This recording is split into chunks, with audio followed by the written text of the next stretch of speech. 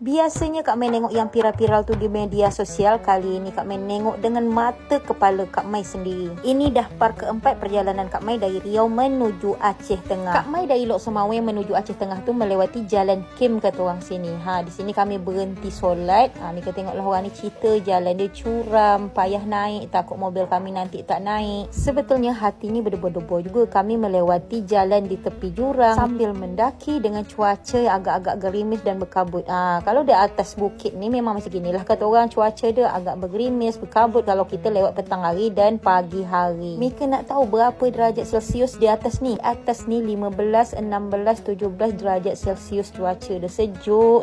Kalau Mika nonton TikTok, kemarin jalan ni terputus. Masyarakat di sini terisolir, bahkan mereka berjalan kaki untuk mencari makan. 2 kilo orang tu jalan kaki. Inilah tempat dia. Mika nak tahu kiri kanan ni jurang. Pergi jambat yang kami lewat ni bawah dia jurang. Mika tengoklah jalan dia dalam kondisi berkabut, hujan, jalan mendaki. Ya Allah, ngeri.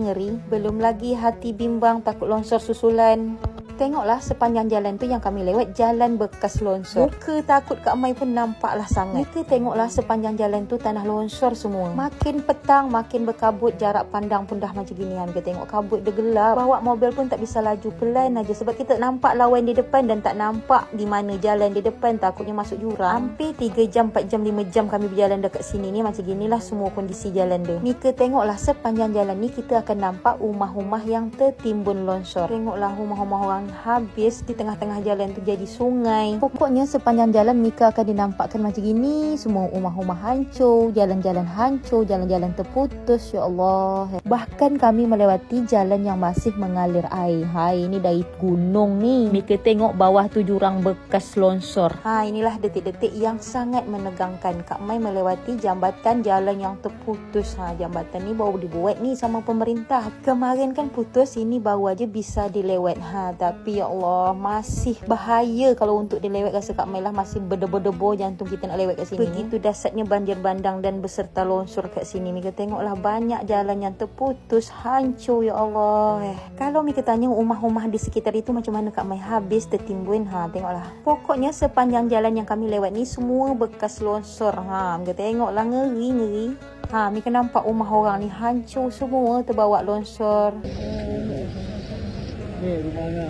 Ya Allah, habis.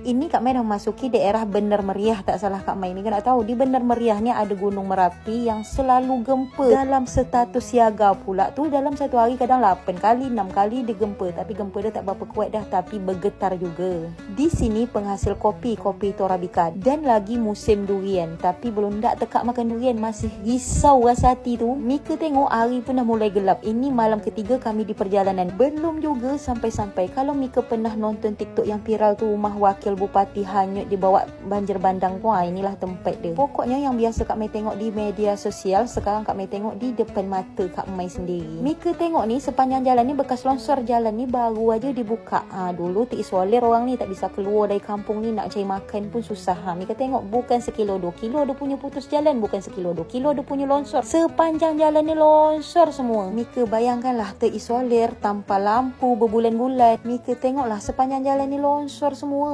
Okey, Kak Mai persingkat aja cerita dia. Setelah dari Bener Meriah, Kak Mai pun dah sampai di Takengon, Aceh Tengah. Inilah kota Takengon di malam hari. Dan kami pun sampai di tempat tujuan. Kata je sampai, kami langsunglah makan. Ya Allah, ini memang nikmat betul. Lapar perut Kak Mai ni. Bukan main tunam lagi kami makan. Sesuai pula dengan cuaca hujan, sejuk, perut pun lapar. Siap makan, kami lanjut lagi membungkus sembako kami yang kami beli di Lok Semawai tu.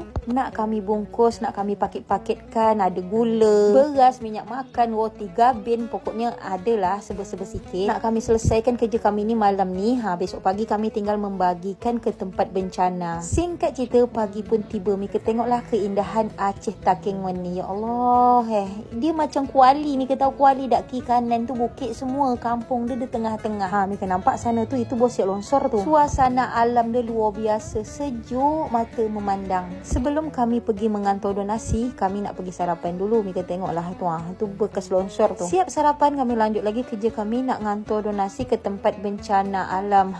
Kerana cerita dia masih panjang, Kak Mai sambung lagi ke part selanjutnya.